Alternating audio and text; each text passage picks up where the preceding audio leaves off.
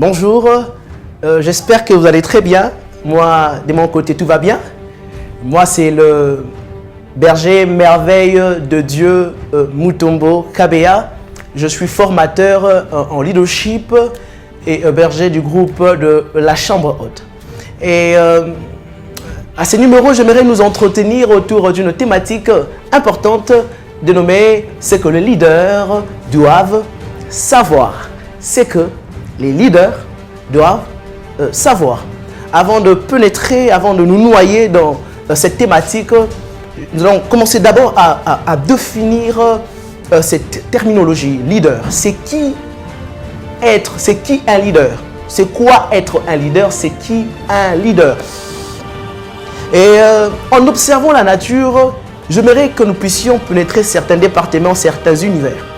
En pénétrant premièrement l'univers de l'aviation, je dirais qu'un leader est un pilote. Un leader est un pilote. Qu'est-ce que je veux dire par là?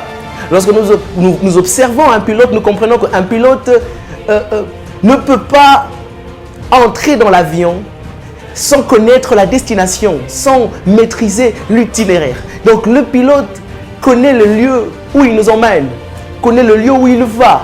Donc un leader est celui qui connaît l'itinéraire. Un leader est celui qui sait où il va. Il n'emmène pas les gens dans un pays inconnu. Il n'emmène pas les gens dans un endroit inconnu. Non, il maîtrise la destination, il maîtrise l'adresse finale. En observant, en pénétrant l'univers de la botanique, je dirais que un leader est une racine. Un leader est une racine.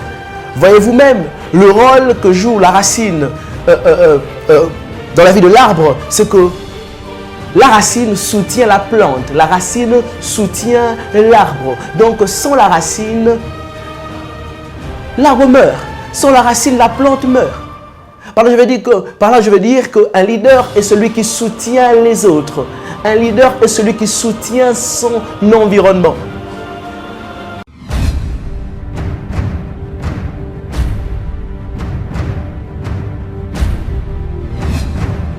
En comprenant cela, je dirais même que le leadership n'est pas d'abord une question de visibilité ou de célébrité. Vous allez voir avec moi, les branches sont exposées aux yeux, les feuilles sont exposées aux yeux, mais les racines sont cachées sous la terre. Mais nous connaissons tous qu'entre les branches et la racine, la vie, la longévité de la branche dépend de la racine. En pénétrant l'univers de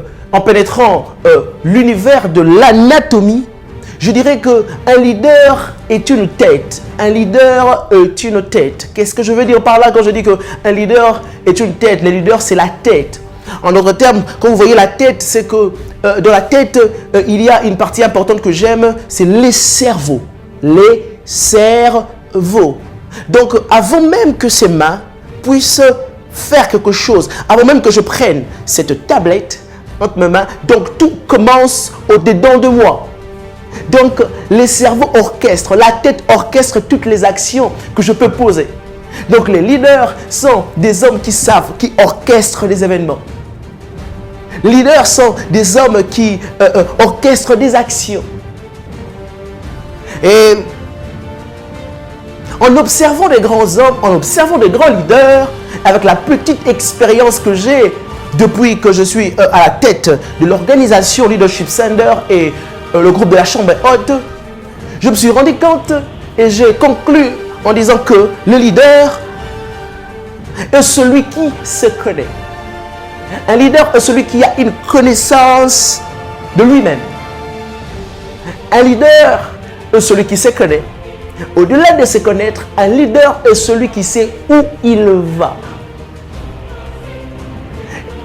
Au-delà de ça, il suscite le désir aux autres de le suivre. Il suscite le désir à autrui de l'accompagner, d'effectuer le voyage avec lui. Donc les leaders ne voyagent pas en cycletant. Ils sont toujours accompagnés.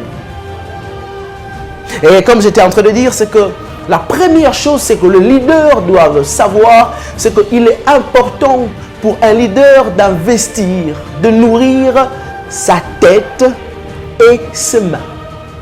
Qu'est-ce que je veux dire par là? Nourrir la tête et nourrir le main. Quand je parle de nourrir la tête, investir dans la tête en d'autres termes, c'est rechercher la connaissance, nourrir sa tête de la connaissance. Retenez cet élément. Un leader qui ne nourrit pas sa tête ne mérite pas de demeurer la tête. Un leader qui ne nourrit pas sa tête ne mérite pas de demeurer à la tête. J'aime même ce que les Américains disent.